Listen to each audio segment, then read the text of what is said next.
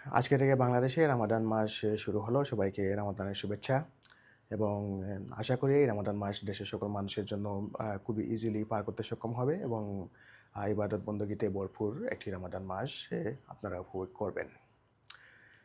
বাংলাদেশে রামাদান মাস আসলেই বিশ্বের বিশেষ করে উপমহাদেশের কয়েকটি দেশের মতো বাংলাদেশেও এই তারাবি নামাজের রাকাত সংখ্যা নিয়ে অনেক বিতর্ক সৃষ্টি হয়। এই বিতর্কটি আসলে অমূলক। আমি যেটা মনে করি বাংলাদেশে বর্তমান সময়ে যারা এই নামাজ পড়েন, তাদের সবার কাছেই পরিষ্কার যে তারাবি নামাজ আসলে ৮ রাকাত পড়া উচিত নাকি ৪ রাকাত পড়া উচিত নাকি ২০ রাকাত পড়া উচিত।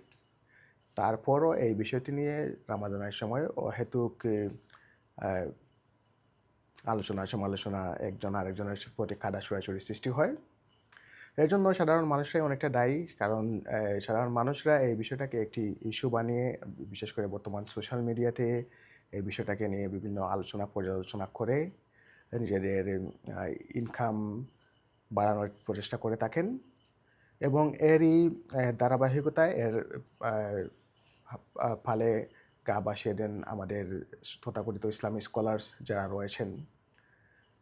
এই বিষয়টি বাংলাদেশে অনেকদিন থেকে চর্চা হচ্ছে এবং এই বিষয়টি নিয়ে দুপক্ষেরই পুঙ্খানুপুঙ্খ আ বিশ্লেষণধর্মী আলোচনা, সমালোচনা এবং ওনাদের মতামত এবং ইসলামিক ভাষায় যেটাকে বলে ফতোয়া ইত্যাদি অনলাইনে বিদ্যমান রয়েছে।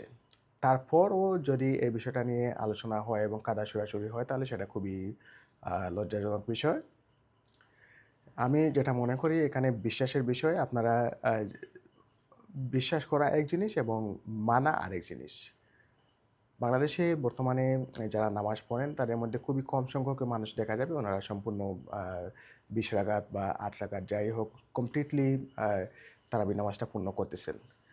বিশেষ করে ইয়াং জেনারেশনের মানুষদের বেশিরভাগ মানুষই তারাবি নামাজের হয়তোবা ১ম ২-১ দিন বা ৪ থেকে ৫ দিন এবং শেষে ৩ থেকে ৪ দিন এই নামাজটাকে বেশি গুরুত্ব দেয়া হয়। কিন্তু আমার এখানে প্রশ্নটা হচ্ছে এই আলোচনা, পর্যালোচনা এবং বিতর্কে কিন্তু সবারই অংশগ্রহণ লক্ষ্য করা যায়। সবাই কোনো না কোনোভাবে সেটাতে অংশগ্রহণ করতেছেন। সেটা অনলাইন সোশ্যাল মিডিয়া বিতর্ক হোক অথবা আপনার চায়ের আড্ডার বিতর্ক হোক। তো আমি আশা করব এই বিষয়টি নিয়ে বেশি খাড়া ছোড়াছুড়ি না করে নিজের আমলের দিকে একটু নজর দিন। আপনি নিজেকে প্রশ্ন করুন যে আপনি কতটুকু আল্লাহর ইবাদত বন্দেগী করতে পারছেন।